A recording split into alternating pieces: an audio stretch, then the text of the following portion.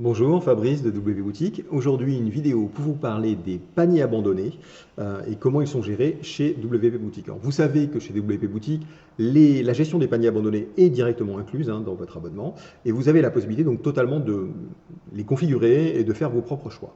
Donc, voyons comment ça se présente. Vous allez dans paniers abandonnés et on voit ici tous les paniers abandonnés sur cette boutique de test. Donc, en l'occurrence, j'en ai trois, deux qui ne sont pas récupérables, donc on considère qu'ils sont perdus.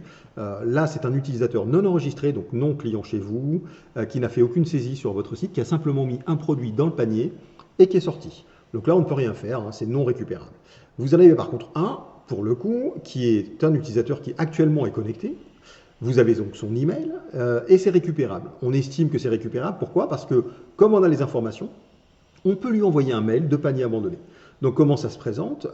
En cliquant ici, vous voyez les informations de ce client. Donc là, je n'ai pas fait de saisie, sinon il y aurait le nom, prénom, sa société, son téléphone, bref, tous les éléments habituels. Donc ici, dans ce cas de figure précis, je peux envoyer un mail que j'aurai au préalable défini dans les paramètres des paniers abandonnés de ma boutique. Donc ici, on vous a mis à dispo deux modèles de suivi. Avez-vous rencontré un problème? Et un deuxième exemple avec besoin d'aide par exemple, qui se déclenche à des horaires différents. Un est actuellement actif et le deuxième est inactif.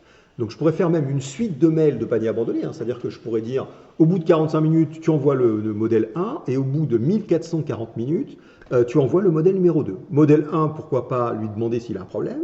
Modèle 2, lui dire que on a bien compris que potentiellement il y avait un souci et on lui propose, pourquoi pas, un code promo sur le deuxième modèle d'email. Ça, c'est vous qui avez la main. Ici, les réglages généraux. Au bout de combien de temps considère-t-on que c'est un panier abandonné? Bon, bien évidemment, ça sera traduit, c'est en cours de traduction. Les options d'email. Donc, quel est le nom de l'expéditeur? Là, vous mettez service commercial de votre boutique. L'adresse de l'expéditeur, vous mettez votre email générique de boutique. Et l'adresse de réponse, c'est la personne qui va traiter si jamais le client du panier abandonné vous répond. Vous pouvez mettre, par exemple, pourquoi pas, commercial de votre boutique. Vous sauvegardez ces éléments-là.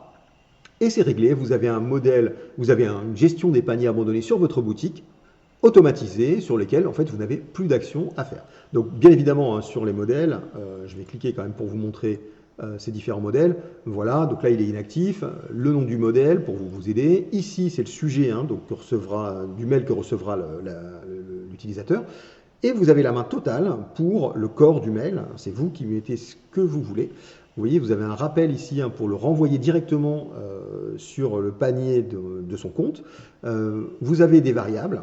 Ici, bien évidemment, on vous mettra des boutons pour pouvoir directement ajouter ces variables. Et bien sûr, le temps de déclenchement de ce mail.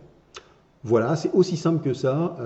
C'est Vapostyle pour le coup. C'est WP Boutique sur la boutique Vapostyle. Si vous avez une deuxième, une troisième, une quatrième boutique, vous aurez bien évidemment des mails de suivi qui seront différents et attachés à chacun de vos projets. Je vous dis à très bientôt sur WP Boutique.